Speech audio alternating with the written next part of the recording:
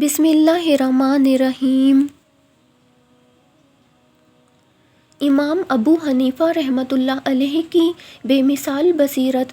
ایک شخص نے امام صاحب رحمۃ اللہ علیہ سے عرض کیا کہ میں نے کچھ روپے ایک جگہ چھپا کر رکھ دیے تھے، اب وہ جگہ مجھے یاد نہیں آتی، میں کیا کروں؟ امام صاحب نے فرمایا کہ یہ کوئی فقہ کا مسئلہ تو نہیں ہے جو تم مجھ سے پوچھنے آئے ہو۔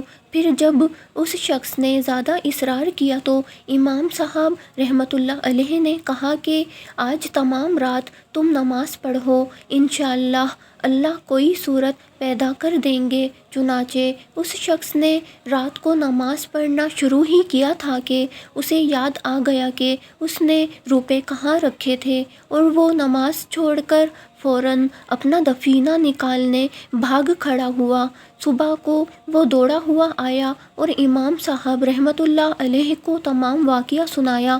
امام صاحب رحمۃ اللہ علیہ نے فرمایا، ہاں، شیطان کیسے برداشت کرتا کہ تم ساری رات نماز پڑھتے رہو، پھر بھی تمہیں چاہیے تھا کہ ساری رات نماز پڑھتے رہتے۔